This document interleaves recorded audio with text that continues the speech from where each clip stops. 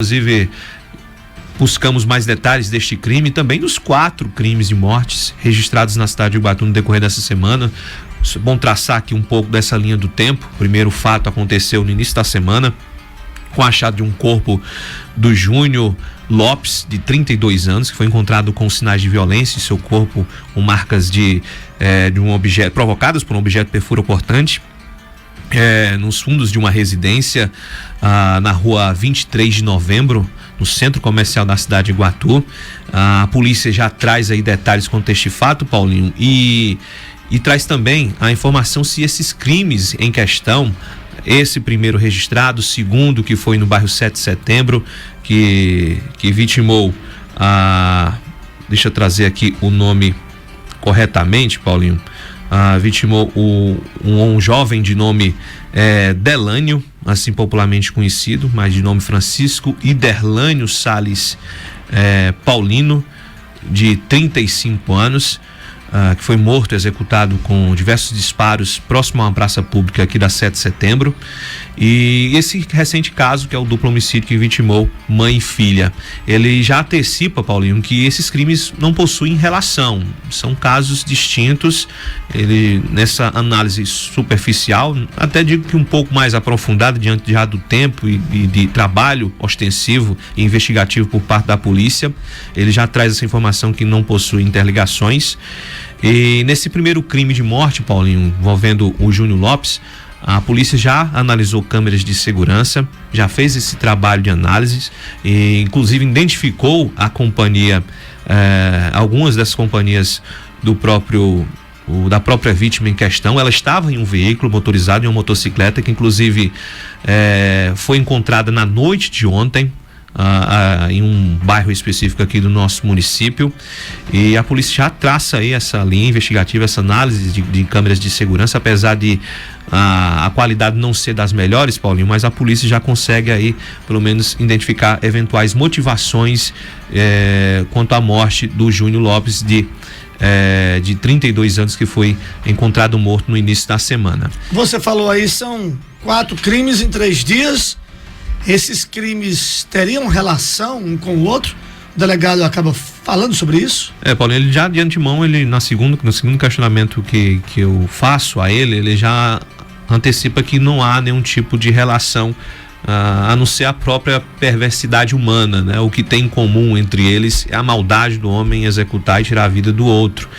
A não ser 2 crimes em questão, Paulinho, ele possa ser que numa investigação futura obtenha algum tipo de relação com um crime organizado, com a disputa territorial por tráfico de drogas, possa ser assim mais uma leve, não diretamente ligado, mas assim indiretamente ligado, porque sabemos, né, que o crime organizado se faz presente nas mais variadas localidades e há essa disputa constante, né, por pontos de venda, enfim, esse clima nada amistoso que vivenciamos aqui no estado será como um todo. Mas enfim, vamos chamar aqui o delegado, Paulinho. Ele traça aí essa linha do tempo, faz uma análise superficial. Ele até, antes de entrevistarmos, Paulinho, ele disse que não poderia antecipar muita coisa, esmiuçar os detalhes, até mesmo para não comprometer o andamento das investigações. E a gente entende, né, tio? E a gente entende. Nosso papel, claro, é sempre levar os questionamentos e entender um pouco dessa teia criminosa que acontece, que permeia aqui a nossa sociedade iguatuense, e na ideia também de entender as motivações reais desses crimes. Mas fizemos os questionamentos, Paulinho. Vamos à informação em som e imagens com o delegado regional de Polícia Civil da cidade de Iguatu, Diego Gomes. Porque desde o primeiro homicídio, né, que a gente tomou conhecimento, as equipes estão na rua procurando informações e tentando descobrir como se deu e quem foram os autores. A gente já tem suspeito nos 4 homicídios e na tentativa, né, de homicídio. Aí agora a gente trabalha porque são mais de um suspeito em ambos os crimes. Então agora a gente trabalha para descartar os inocentes e apontar os culpados, certo? O inquérito desses casos já foram todos fechados, remetidos à justiça, ou todos ainda seguem abertos em processos investigativos? Todos seguem abertos ainda. Tem uma situação do último, né, que houve um possível flagrante de um cidadão. Então esse precisa ser remetido à justiça para que ela analise a questão do flagrante. Mas as investigações ainda continuam, né? Porque nesse último homicídio foram várias pessoas que estavam envolvidas.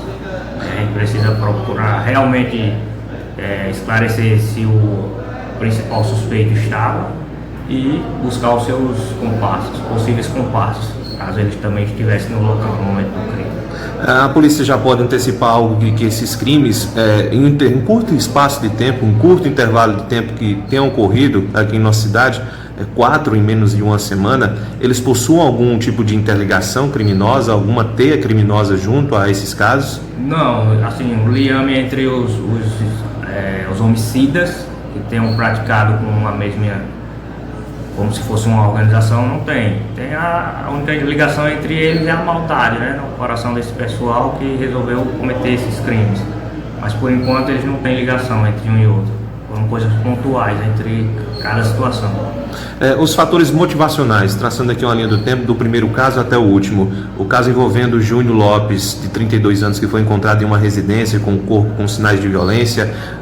Quais são, pelo menos a priori, quais são os possíveis fatores motivadores deste caso, se já tem indiciados, apontados, investigados ou suspeitos?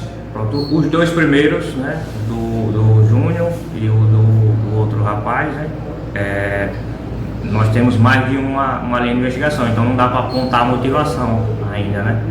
E quanto à situação do crime de ontem, que vitimou as duas mulheres, a mãe e a adolescente, e o marido